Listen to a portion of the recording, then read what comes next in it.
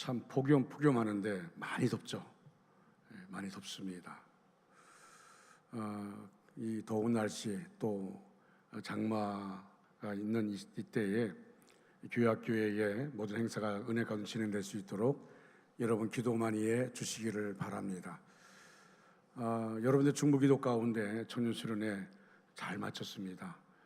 비가 안 오고 그래서 은혜 가운데 진행되는 모습 볼 때 우리 교회가 중보기도가 강한 교회이기 때문에 여기까지 왔구나 하는 일 때문에 감사하게 되었고, 그렇다 여러분 중보기도 놓치지 마시고 계속해서 여름 행사를 위해서 여러분 기도해 주시기를 바라고, 일본 단기 선교를 위해서 여러분 기도 많이 해 주시기를 바랍니다.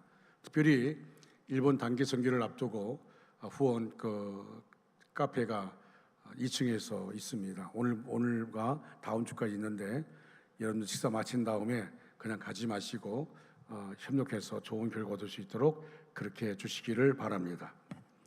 할렐루야. 하나님의 크고 놀라우신 은혜와 사랑과 축복이 여러분 모두에게 충만하게 임하기를 주님의 이름으로 축복합니다. 같이 따라할까요? 같이 인사하겠습니다. 성도님 우리 교회 보배이십니다. 힘내시기 바랍니다. 성도님은 우리 교회 보배이십니다. 힘내시기 바랍니다.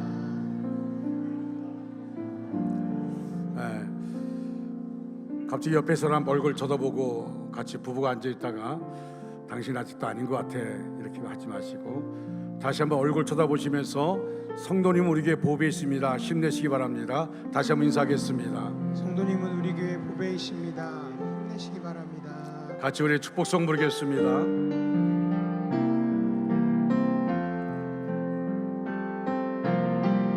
성도의 모습 속에 하나님 영상 아름다워라. 준비한 주의 자녀의 스님 사랑하며 섬기리. 우리의 모임 중에 임하신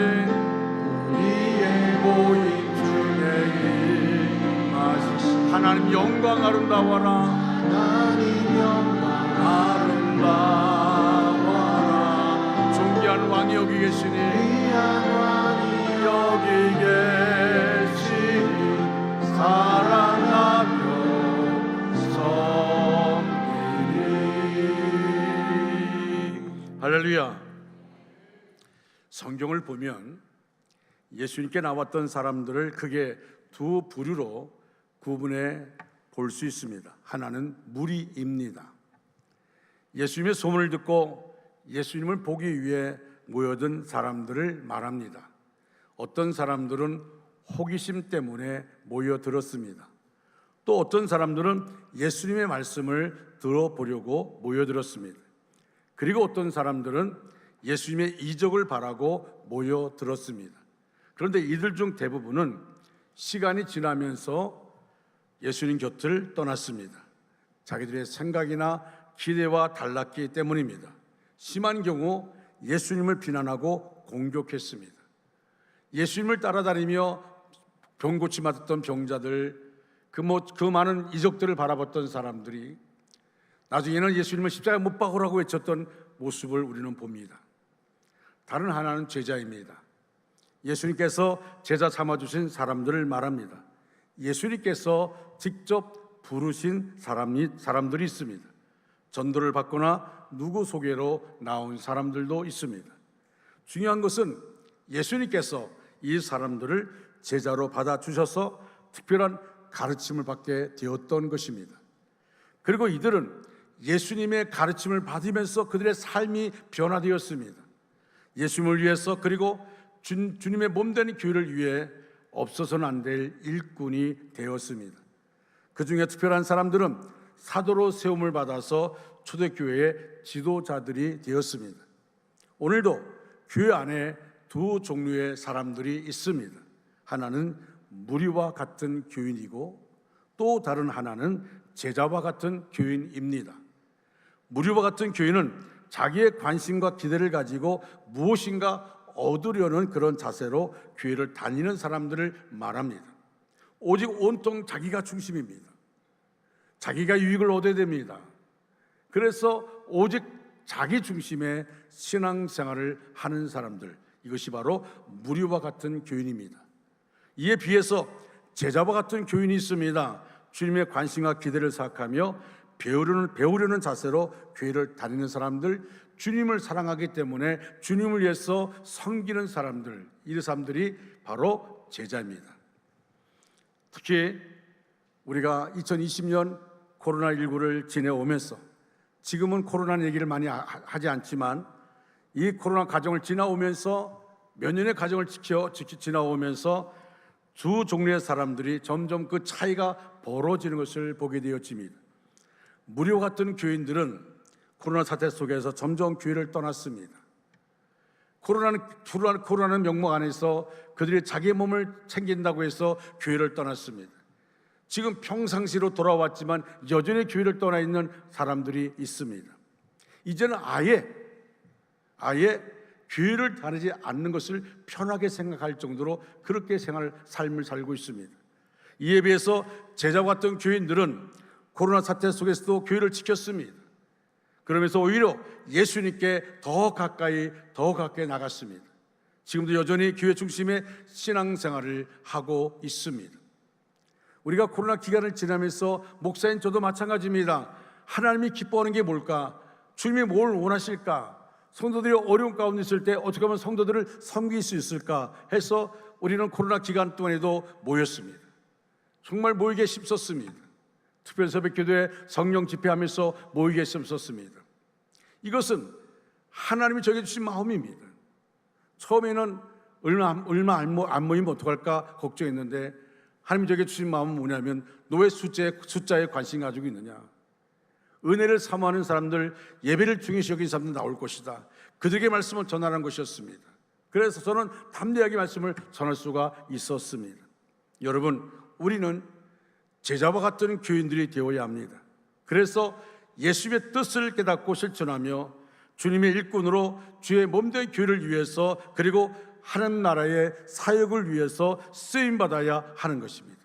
이것이 바로 이 시대의 마지막 때 하나님이 우리에게 원하는 것입니다. 나는 주님의 제자인가?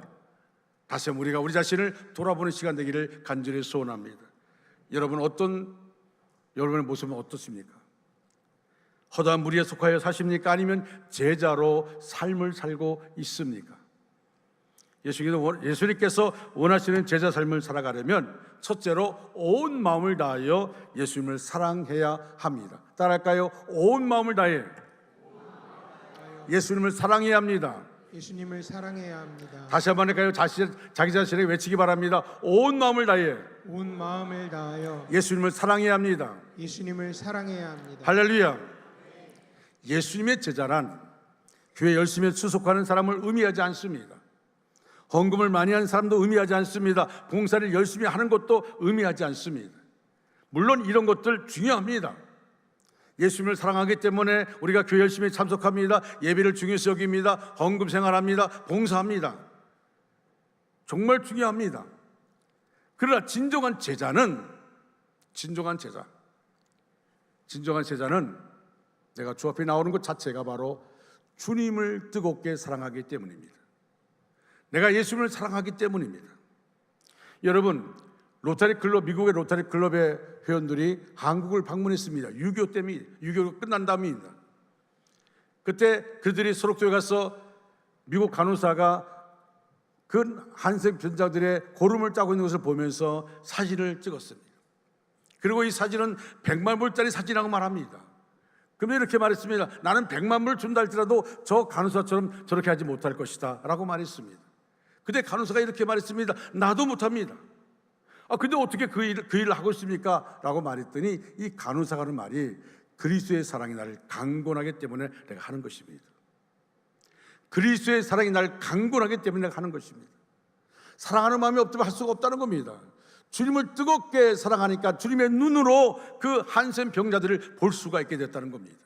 그리고 그들의 고름을 짤 수가 있었다는 겁니다. 그들을 섬길 수가 있었다는 것입니다. 오늘 본문 26절 말씀, 26절 우리가 다 같이 한번 읽겠습니다. 시작.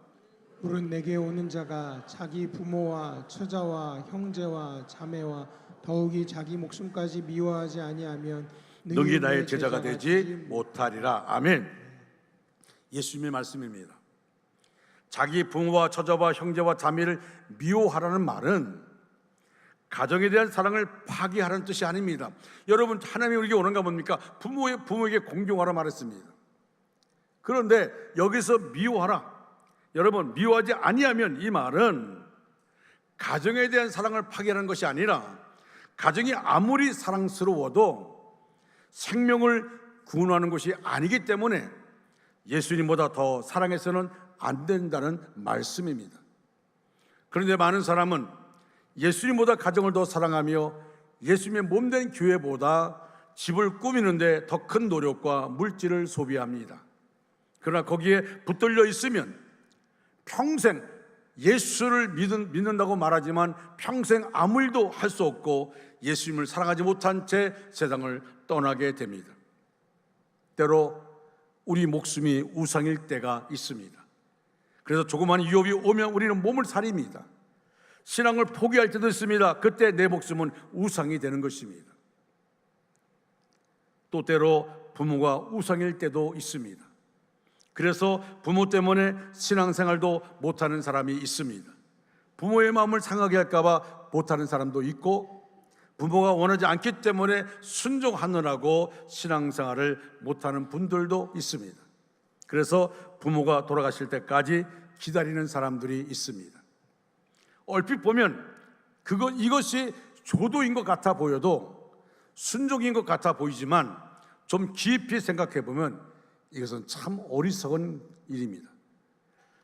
빨리 부모를 일깨워서 신앙의 길에 들어서게 하고 부모로 하여금 예수 믿고 구원받아서 천국 백성 되게 만들어야 할 텐데, 그리고 예수를 영접하고 천국의 소망을 가지고 그리고 세상을 떠나게 해야 할 텐데 하는 말이, 부모의 마음 상하게 할까 봐 부모 세상 떠난 다음에 예수 믿겠다고, 부모 세상 떠난 다음에 교회 가겠다고. 여러분, 왜 그런지 아십니까? 냉정하게 말한다면 그 마음 가운데 예수를 구주로 믿은 경험이 없어요. 확실히 없습니다. 기쁨이 없습니다. 구원받은 것이 얼마나 큰 복인지를 모르기 때문에, 그래서 교회를 왔다 갔다 하지만 그래서 부모의 영혼을 생각하지 않는 것입니다. 부담스러울까 봐. 어떤 분의 고백입니다. 아버지가 너희 부부 계속 교회 나가면 너에게는 내가 재산을 안 주겠다, 그렇게 말했어.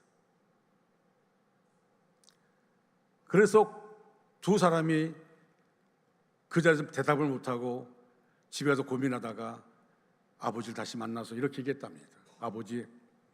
아버지가 주는 재산보다 더 큰 가치가 뭔지 아십니까? 그건 구원받아 천국 가는 것입니다. 저는 재산을 안 줘도 좋습니다. 그러나 내 마음에 안타까운 마음이 있습니다. 그것이 뭐냐면 무슨 10억, 100억보다 더 큰 값으로 따질 수 없는 엄청난 구원, 어떤 가치와 따질 수 없는 이 구원을 아버지가 모른다는 것이 안타깝습니다. 저희 부부는 계속 교회 가기로 했습니다. 여러분, 그런 몇 달이 흐른 다음에 다시 아버지가 불렀어요. 그리고 이렇게 얘기했습니다. 너희들이 믿는 예수가 누구냐? 내가 재산을 물려준 자리도 그걸 안 받고 그 재산의 가치보다 더 엄청난 가치가 바로 예수 믿고 구원받는 것이라는데, 나도 너희들과 함께 교회 가겠다. 여러분, 그 가정의 문제입니까? 그 가정의 문제입니까? 오늘날 우리는 어떻습니까? 우리가 부모를 대하는 우리 마음은 어떻습니까? 여러분, 우리 성도들 가운데 그런 사람들이 있어요. 지금 병원에 입원했는데 올레를 하는데 우리 어머니가, 우리 아버지가 구원받고 세상 떠나게 하고 싶어서, 그래서 간절한 마음으로 교회 부목사를 초청해서 병원 가서 구원을 초대하고, 그 간절한 마음으로 눈물로, 그런 분이 있는가 하면 아예 부모의 구원에 대해서는 간절함도 없어요. 여러분, 진정으로 부모에게 효도하는 게 뭡니까? 진정으로 부모에게 효도하는 건 그건 바로 예수의 복음을 전하고 하나님을 알게 해서 구원받고 이 땅을 떠날 때 영원한 천국에 대한 소망을 간직하게 하는 것입니다. 이거만큼 중요한 것이 어디 있습니까? 또 어떤 이는 자식이 우상인 사람도 있습니다. 자식에게 너무 정성을 쏟는 부모들이 있습니다. 그러다 보니까 신앙생활도 아주 형식적으로 하는 분들이 있습니다. 그것도 우상입니다. 남편을 잃은 여인이 외아들을 키우며 신앙생활을 열심히 하고 있었습니다. 그는 언제나 예수님을 위해서, 교회를 위해서라면 어떤 희생이라도 달게 받으려 했습니다. 예수님을 위해서라면 목숨까지 바칠 각오로 신앙생활을 했습니다. 그런데 언제부터인지 마음의 기쁨이, 마음의 평강이 사라지고 의욕이 없어져 버렸습니다. 교회 나가 예배를 드려도 예배의 감격을 잃어버렸습니다. 교회나 봉사에도 전에 하던 습관대로 봉사를 하고 있지만 마음의 기쁨이 없습니다. 그는 하나님께 기도했습니다. 매달렸습니다. 하나님, 어째 내 심령이 이렇게 답답하며 기쁨이 없습니까? 그때 마음속에 하나님의 음성이 이렇게 들려왔습니다. 너는 내 모든 것을 나에게 바치지 않고 있느니라. 하나님, 내가 하나님께 바치지 않은 것이 뭡니까? 내가 하나님을 위해서 열정적으로 예배에 참석하고 헌금 생활하고 봉사 생활하고 하나님께 바치지 않은 것이 뭡니까? 그 순간 그의 아들이 방에 들어왔고 어머니는 아들에게 하소연하듯 말했습니다. 나는 지금까지 예수님을 위해서 재물이든 생명이든 다 희생할 각오로 살아왔는데 예수님께 더 이상 무엇을 바쳐야 되는지 모르겠다. 더 이상 무엇을 바쳐야 될지 모르겠다. 그러자 아들이 조심스럽게 이렇게 말했습니다. 어머니, 제가 어머니에게 말씀드릴 것이 있어요. 그게 뭔데? 제가 아프리카 선교사로 지원했습니다. 저 이제 훈련받고 아프리카 선교사로 가게 되었습니다. 그 말이 떨어지자마자 그녀는 안 돼! 그 일만은 결코 안 된다. 오 하나님, 제발 내 아들만은 나의 곁을 떠나지 않게 해주십시오. 울면서 기도하는 것입니다. 그녀에게는 아직도 예수님보다 더 사랑하는 아들이 우상으로 남아 있었던 것입니다. 예수님의 제자는 이 세상 무엇보다도 예수님을 더 사랑하는 마음이 있어야 합니다. 예수님이 원하심을 따라 주님이 사랑하는 것에 귀를 기울이고 내가 뭘 하든지 주님이 뭘 기뻐하실까? 내가 어떤 일을 선택할 때마다 주님이라면 어떻게 선택하실까? 내가 어떻게 선택하는 것이 주님이 기쁘시게 하는 것인가? 내 삶이 우선이 아니라 주님께 우선을 두고 주님을 사랑하는 마음으로 일을 결정해 나갈 때 그 안에 하나님의 영광 받으시고 역사하여 주시는 것입니다. 너희는 먼저 그의 나라와 그의 의를 구하라. 그리하면 이 모든 것을 너에게 더하여 주시리라. 우리는 삶의 우선순위가 바뀌어 있습니다. 우리에게 필요한 것들을 간구합니다. 우리에게 필요한 것들을 목적으로 둡니다. 그럼 정작 하나님의 나라와 하나님의 의는 관심이 없습니다. 하나님 다 아신다 그랬어요. 무엇을 먹을까, 무엇을 마실까, 무엇을 입을까 다 아신다 그랬습니다.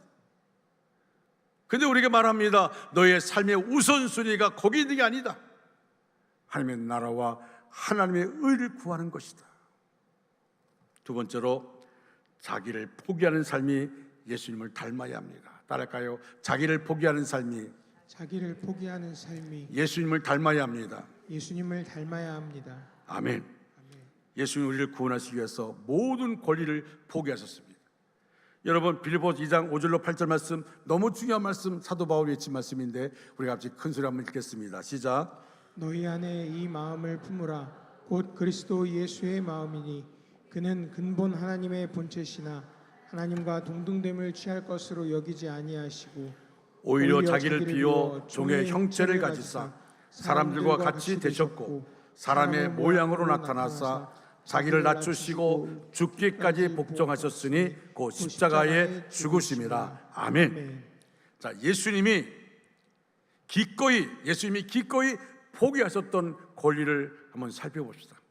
예수님이 기꺼이, 억지로 아니라 기꺼이 포기하셨던 권리.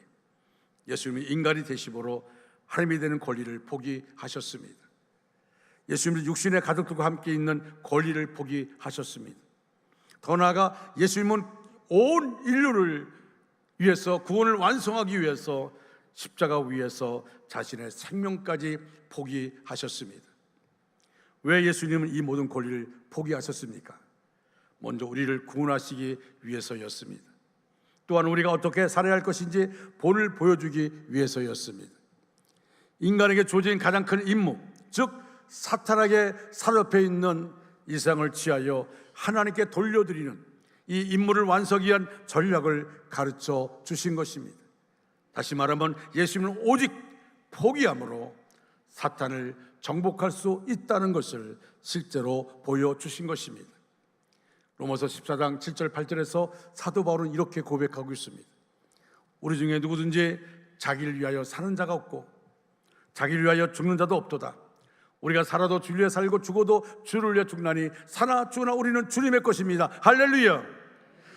우리가 살아도 주를 위해 살고 죽어도 주를 위해 죽나니 사나 죽으나 우리는 주님의 것입니다. 사도 바울의 고백이 저와 여러분의 고백되기를 주님의 이름으로 축원합니다. 우리는 주님의 제자들입니다. 주님의 제자로 살아가려고 하면 자기에게 맡겨진 십자가, 자기만이 지고 가야 하는 십자가를 지고 주님을 따라가야 합니다. 십자가란 말은 사형틀입니다. 살기 위하여 십자가를 지는 것이 아니라 매달려 죽어야 하는 십자가를 지고 가야 합니다. 우리 주님은 예를 들어 설명하고 있습니다. 그 첫 번째가 망대의 비유입니다. 한 사람이 망대를 세우려고 했습니다. 그가 계획한 망대의 규모가 어떠했는지 알 수 없으나 상당히 큰 규모였습니다.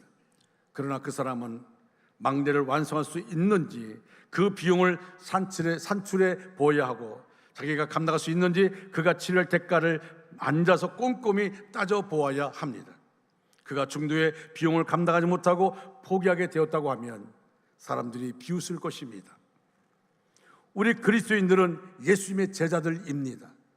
망대를 세우는 사람에게 비교할 수 없을 만큼 많은 준비를 해야 합니다. 웅분의 대가를 지불할 각오가 있어야 합니다. 예수님의 제자가 되는 길은 결코 부귀영화를 누리는 것이 아니라 자기의 목숨까지도 희생해야 하는 길입니다. 값을 치르지 않는 역사는 일어나지 않습니다. 한 사람이 망대를 건축하는 것은 그만큼 비용이 들고 값을 치러야 하는 것입니다. 한때 주님을 향한 뜨거운 열정을 보이던 사람이 있었습니다. 열심히 봉사했습니다. 교회 안에서 열심히 봉사했습니다. 그 사람은 어느 자리나 다 그 사람이 있었던, 열심히 했던 사람입니다. 그런데 그가 시험에 빠져서 넘어지고 상처를 입더니 교회 나오는 것조차 포기하고 말았습니다. 여러분, 사실 엄밀히 말하면요, 시모 집사는 1년직입니다. 근데 오랫동안 교회 안 나오도 여러분들 사회에서 만나면 뭐라 얘기합니까? 집사님 그렇게 얘기합니다. 집사가 아닙니다. 근데 집사님이라고 합니다. 사무총에서 매년 집사로 임명된 사람, 그 사람만이 우리 온중학교의 집사입니다. 우리의 삶의 부분들을 생각해 보십시오. 우리는 너무 쉽게 집사라 부르고 너무 쉽게 어떤 가치를 두지 않고 얘기합니다.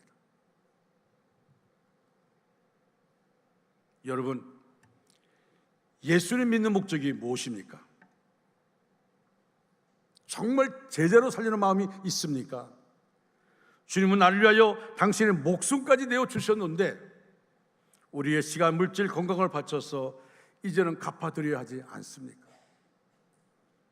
우리 주님은 제자라고 하면 목숨을 다 내어줘야 한다고 말하지 않습니까? 주님이 우리를 구원하게 내어주신 가치, 포기하신 가치가 엄청난 것인데 우리는 너무 쉽게 예수를 믿으려고 합니다. 부담받지 않고, 그리고 나의 유익을 구하면서 너무 쉽게 예수 믿으려고 합니다.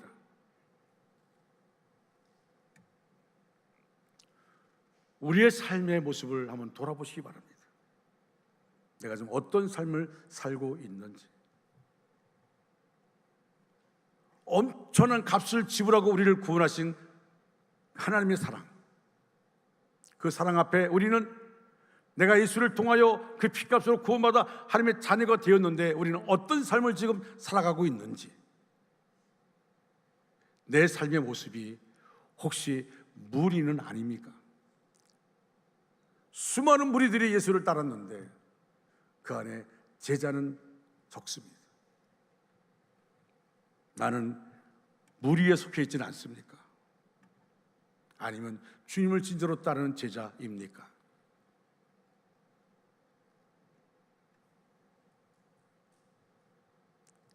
우리는 이 땅을 살면서 잘 살아야 하지만 또한 잘 죽어야 합니다. 여러분, 저는 목사이기 때문에 수많은 장례식을 인도했습니다. 그 장례식 갈 때마다 영전 사진을 봅니다. 그 밑에 집사 아무개, 권사 아무개, 장로 아무개. 그런데 어떨 때는요, 안타까울 때가 언제인지 아십니까? 그분의 삶을 이해할 수 없을 때, 그 모인 가족과 그 모인 성도들 앞에서 이분이 이렇게 우리에게 본을 보이고 살았습니다라고 말할 수 없을 때 참 안타깝습니다. 그럼 어떨 때 행복한지 아십니까? 이분이 이렇게 살았습니다. 우리가 이분의 길을 따라가야 됩니다.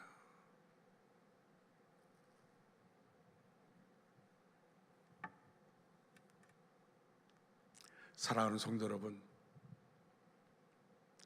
하루에도 무슨 일 당할지 우리는 알지 못하는 세상 가운데 살고 있습니다. 내 인생의 마지막이 언제일지 아무도 모릅니다. 아무도 모릅니다. 여러분, 나와 죽음과는 관계없는 것처럼 생각하지 마십시오. 그렇지 않습니다. 이번 장마 때문에도 많은 사람이 세상을 떠났어요. 안타까운 얘기죠. 그들이 죽음을 알고 있었겠습니까? 아무도 모릅니다. 그 죽음은 누구에게나 다가올 수 있는 것입니다. 그런데 우리가 죽음 이후를 생각해 보십시오. 어디에 있을 것인지.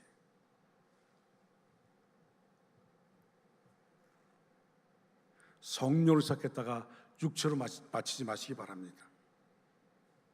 성령 안에서, 은혜 안에서 나에게 주어진 이 제자의 삶을 살면서 하나님의 기쁨 되어지는 저와 여러분 되시기를 주님의 이름으로 축원합니다. 세 번째로, 예수님처럼 자기 소유를 내려놓아야 합니다. 따라할까요? 예수님처럼 자기 소유를 내려놓아야 합니다. 내려놓아야 한다. 아멘. 예수님이 또 이렇게 말씀하셨습니다. 오늘 본문 33절 말씀 같이 한번 읽겠습니다. 시작. 이와 같이 너희 중에 누구든지 자기의 모든 소유를 버리지 아니하면 능히 내 제자가 되지 못하리라. 아멘. 아멘. 여러분, 이 소유는요 꼭 물질만은 아닙니다. 취미도 여기에 있습니다. 오늘 현대인들은 이 취미가 신앙생활의 길을 막고 발목을 잡는 가장 큰 유혹입니다. 그래서 이 취미 때문에 주일도 지키지 못하는 분들이 있습니다.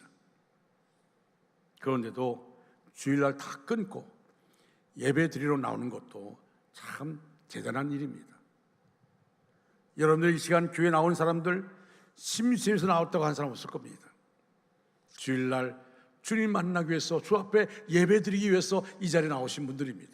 참 귀한 분들입니다. 또 시간도 소유입니다. 시간은 돈입니다. 그래서 주일날 예배드리러 잠시 왔다가 다르막질하여 돌아가는 분들이 있습니다. 그리고 예배 시간이 조금만 길면 시계를 보느라 야단인 분도 있습니다. 그런데 주일에 온종일 나와서 시간을 투자하고 헌신한 분들을 보면 참 존경스럽습니다. 그리고 물질은 생명 같은 소유입니다. 그래서 사람들이 물질을 생명같이 여깁니다. 오늘 현대들에게 물질은 최대의 우상입니다. 그런데도 11조 드리고 감사금 드리고 감사할 제목을 정해서 감사금 드리고, 어떤 분들은 매주 감사 예물을 드리는 분이 있습니다. 한 주간 하나님이 인도하심에 감사합니다. 감사금 드리는 분들도 있습니다. 그런 분들 보면 참 대단하십니다. 존경스럽습니다. 그래서 하나님이 이 땅의 그리스도인들에게 물질을 요구하는 것일 겁니다. 하나님을 얼마나 사랑하는가를 집중해 보려면 물질 가지고 시험해 보면 금방 알 수 있기 때문입니다. 제자의 삶은 그냥 아무나 쉽게 할 수 있는 것이 아닙니다. 정신과 마음과 생각을 새로 지원받아야 합니다. 내 인격과 내 중심이 예수님의 정신과 예수님의 중심으로 바뀌어야 됩니다. 내 뜻을 버리고 주님의 뜻을 존중하며 살아가야 그것이 제자입니다. 그래서 자기의 소유를 버리지 않으면 제자가 될 수 없다고 말씀합니다. 예수님을 따르는 제자들에게 이렇게 말씀합니다. 누구든지 나를 따라오려거든 자기를 부인하고 자기 십자가를 지고 나를 따를 것이니라. 여러분, 예수님께서 야 너희들 나를 따라오려면 그냥 와 내가 다 문제 해결해 줄게, 그럼 오기만 하면 돼, 이게 아닙니다. 나를 따라오려고 하니, 나를 따라오려거든 첫째로 너 자신을 부인해야 돼. 그리고 너에게 주어진 십자가를 지고 나를 따라야 되는 거예요. 여러분, 우리에게 뭐라 말합니까? 넓은 문이 있어요. 근데 우리에게 뭐라 얘기합니까? 좁은 문으로 들어와라. 누구든지 자신을 포기하지 않고는 주님을 사랑할 수 없습니다. 제자가 되려면 삶의 우선순위가 부모나 처자나 형제나 자매나 자기 목숨이 아니라 하나님의 우선순위가 되어야 합니다. 모름지기 제자들은 십자가에서 죽으신 예수님처럼 자기의 모든 것을 부인하고 자신이 포기되어 죽어지는 훈련을 해야 하는 것입니다. 하나님 오늘도 자기 자신을 철저히 부인하는 사람들을 그들을 쓰시기를 원하십니다. 우리는 예수님을 따르기 위해서 십자가를 져야 합니다. 가정에서, 교회에서, 사회에서, 직장에서 그리스도의 향기를 풍기는 고난의 십자가를 순간순간 짊어져야 합니다. 그것이 제자의 본질이기 때문입니다. 여러분, 초창기에 한국교회를 보면 우리나라 초대교회 시절에는 목회자도 귀했고 성경도 귀했습니다. 목회자가 귀했습니다.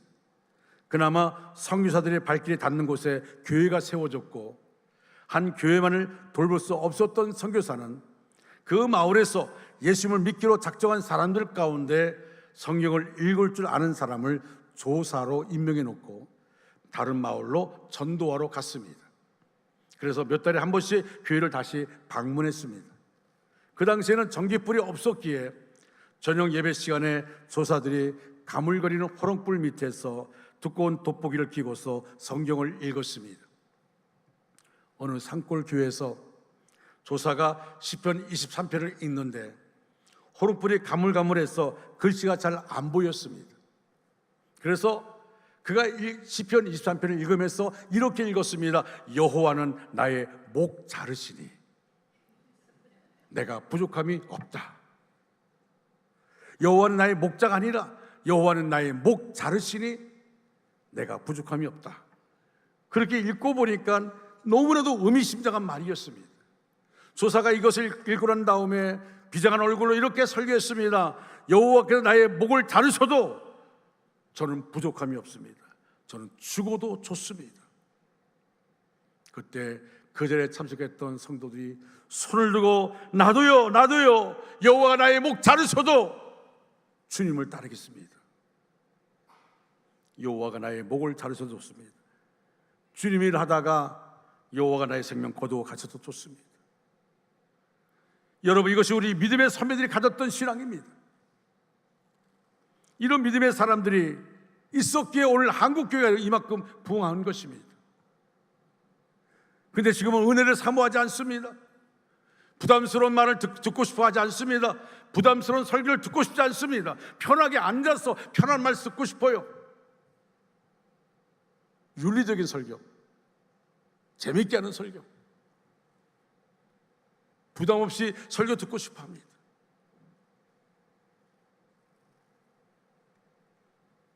사랑하는 중앙가족 여러분, 이제 말씀을 마무리합니다. 로렌 커밍햄이 쓴 내 신을 벗으란 책에 나온 내용입니다. 그 책이 질문하는 것은 이런 내용입니다. 주님의 부르심을 받아 주의 일을 하는데 왜 현장에서 주의 역사가 나타나지 않는 것일까?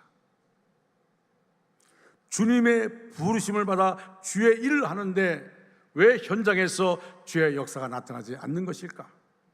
그 책은 이렇게 진단합니다.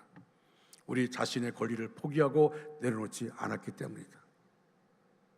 내 권리를 포기하지 않았기 때문에, 내려놓지 않았기 때문에, 우리가 우리의 권리를 포기하고 내려놓지 않았기 때문에 하나님의 능력을 경험할 수 없다는 것입니다. 여러분, 많은 말씀을 듣습니다. 많은 성경 말씀을 읽습니다. 성경 공부를 합니다. 머리는 커졌어요. 근데 실천이 없어요. 그래서 다리와 손은 뼈만 남아 있습니다. 아니, 살이 풀어졌어요. 제가 건강을 위해서 헬스하는데, 헬스하면 이제 몸무게가 좀 줄이기 위해서 헬스하는데 어느 순간 몸무게가 안 줄더라고요. 열심히 내가 땀 흘리며 했는데 안 줄어요. 그래서 내가 물어봤어요. 왜 이렇게 몸무게 안 주냐 했더니 하는 말이, 지금 근육이 생겨서 그렇다고. 근육이 생겨서 그렇다고. 나는 우리 교회 이기복 씨에 보면 부러워. 근데 근육이 생겨서 그렇다는 거예요. 살이 풀어지는 게 무섭다는 겁니다. 근육이 생겨야 한다는 거예요. 근육이. 신앙에 근육이 있어야 됩니다. 삶의 현장 가운데 내가 제자의 삶을 살지 못해서 그냥 온몸의 살이 풀어진다면 일할 수 없습니다.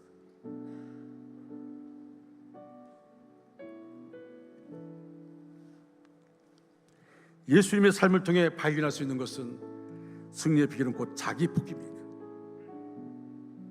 내가 포기돼야 돼요.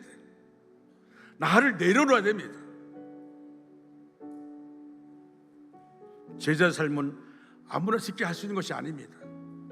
정신과 마음과 생각과 새로 지음받아야 합니다. 내 인격과 내 중심이 예수님의 중심과 예수님의 정신으로 바뀌어야 됩니다. 내 뜻을 버리고 주님의 뜻을 존중하며 살아가야 그것이 제자입니다. 우리 모두가 제자의 삶을 살아갈 때 비로소 교회 주인 되시고 머리 되시는 예수님의 십자가와 부활의 능력이 드러나게 될 것입니다. 경건의 능력이 회복될 것입니다. 교회가 교회다워질 것입니다. 이 세상에 거룩한 하나님의 은혜와 능력을 흘려보낼 것입니다. 정리의 역사가 나타날 것입니다. 하나님 나라가 임할 것입니다. 그런 교회, 그런 가정, 그런 개인에게는 악한 마귀는 한 길로 왔다가도 일곱 길로 도망갈 줄로 믿습니다. 흔들 수가 없습니다. 흔들 수가 없습니다. 사랑하는 성도 여러분, 예수님의 제자에 걸맞는 삶을 살아서 하나님께 영광 돌리고 주님을 기쁘시게 드리는 저와 여러분 되시기를 주님의 이름으로 축원합니다. 축원합니다. 다 같이 자리에 일어나셔서 찬양합니다.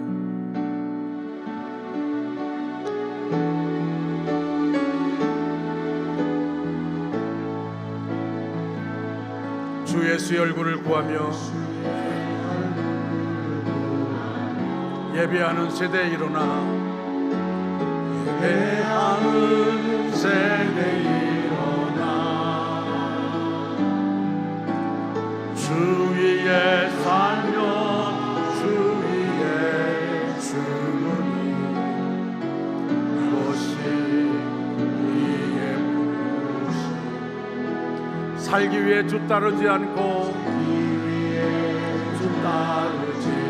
죽기 위해 주를 따르며 위에 주를 따르며 내 가진 것 모두 주를 위해 드리리. 주님의 일 행하시옵소서. 아멘. 다시 한번 부흥을 주소서. 주님의 나라가 이 땅에 다시 세워지는 그 영광을 세워진 그 영광을 우리 보게 하소서. 주 예수의 영광을, 주 예수의 영광. 다시 한번 부르겠습니다. 주 예수의 얼굴을 구하며, 예수의 얼굴을 예배하는 세대에 일어나, 예배하는 세대에 일어나 주 위에 살며 주 위에 죽으니, 주 위에 살며 주 위에 죽으니.